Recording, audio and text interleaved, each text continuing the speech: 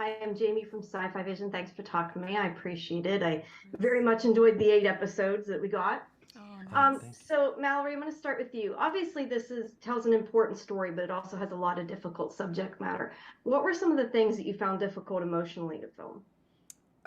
Yeah, there were a lot of things. I mean, but of course, without giving away too much, the scenes that really showed the brutality of what it meant to be an enslaved person in that time were probably some of the most difficult to film. Um, and yeah, it was just the history was palpable during those scenes. I could really feel, the presence of my ancestors there surrounding me, and that was emotional for me for sure. Okay. And then, Michael, what about you? What did you find difficult, either emotionally or otherwise? For me, obviously, the more brutal aspects of the story are horrifying, but they're honest. I think for me, um, just specifically with Kevin, there were times where as a person on the outside reading the script, where I wanted Kevin to respond to something better than he did, or Mm. deal with the situation in a more elegant way. But the truth is, that's just not honest storytelling. Kevin is capable of many great things, but he's also limited in certain ways, whether it be because of his whiteness and the privilege that comes with that, or just because of the shock of this absolutely absurd and horrific situation that they're being put through. Um, but I think for me that was the most difficult aspect in terms of the the modulation of the piece. All right. Mallory, this is the first time you've been the lead of a show, so you kind of had to carry that on your shoulders. What was that like for you? I mean, how scary was that? It was really scary. It was difficult. It was a lot of me just questioning myself every day, but also, trying to utilize my training. I was such a student when I first started this show. I really was coming fresh out of school. I had no process, I had no experience of what it was like to be on set. So, really leaning on those that knew so much more than me, and gratefully, they were so open and generous and kind towards me that I was able to really go under their wing and just be supported by them throughout the process. But it was grueling. There were some days where I really felt like I failed, and then there were some days where I really felt like I had grown and matured and learned so much. Yeah. Speak about learning. What has the characters taught you each about yourselves? And just Mallory, then we'll go back to Micah. Yeah. Oh my God, that I can take a lot emotionally. Um, but also too that something I really admired about Dana was that she was just such a strong character. When I first started to emulate her, I really felt like that was something that was separate from me that I had to reach out to. And eventually, as the show went on, I realized that strength really does. It sounds so corny, but that strength really does kind of lie in me. I was able to take a lot throughout the show, emotionally, physically, everything. Yeah. I get that. What about you, Micah?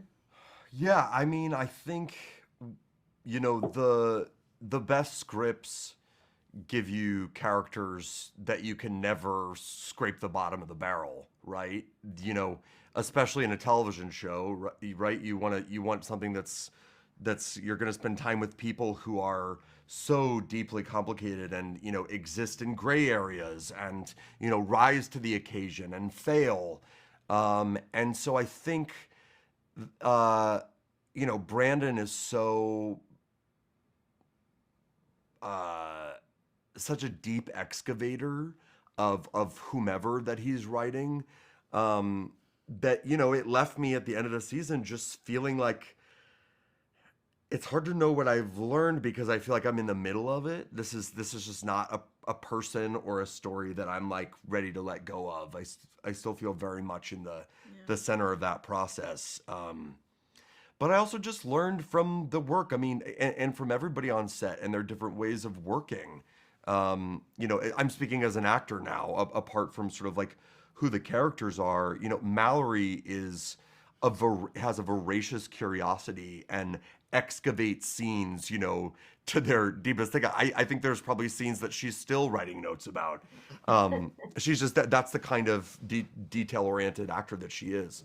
So yeah, I really loved absorbing this company's various processes, and I'll carry that forward with me. All right. And then when you talk about taking notes and all that, how do you kind of balance what you took from the script, from the book, versus what you added creatively on your own? Oh yeah, it was a lot of going back and forth. For me, I wanted to keep that emotional integrity that I felt like Dana in the book really had, but also at the same time, going back to the script and trying to really understand and respect the circumstances that surrounded the script that were, different from the book. And it was a lot of going back and forth between the two and trying to figure it out for myself. But eventually they just became intertwined. And it got to the point where I would just understand how Dana would react to something, where I could really go off the page. And I felt like the character had become alive for me towards the end of the show, for sure. I didn't have to, think too much. Yeah. Micah? Yeah, I think it's, one of the virtues of having one of our, if not the, greatest living playwrights as your showrunner, is that, he's no stranger to that excavation process and sort of building the part of the iceberg that you don't see. So it was an incredible resource to have someone to go to that we could imaginatively talk about, hey, like, what happened to Kevin as a kid? Like, we could really build that invisible history that isn't necessarily talked about in the show, because Brandon has thought about it.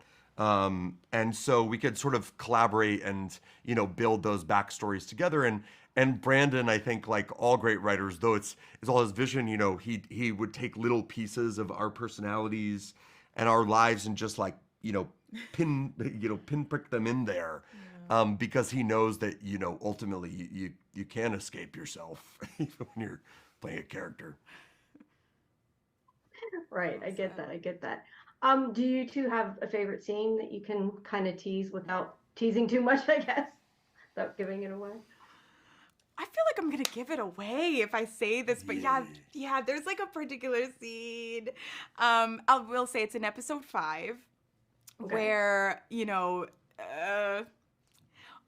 something happens to all of the white characters in the show, and it was I know what you mean. yeah. And it was hilarious to witness that day and to film. That's all I'll say. It was really fun to do. Yeah. If you've ever wanted to see Ryan Quanten giggling like a little girl, you should have been there that day on set. Yeah. Yeah, that's quite a scene. All right. Well, thank you for your time. I appreciate it. I hope you get a season 2. I want to know what happens. Oh, So thank you so much. Thanks We so hope so much. too. Us too. Thank you. Have a good one. have a good day. Bye. Bye.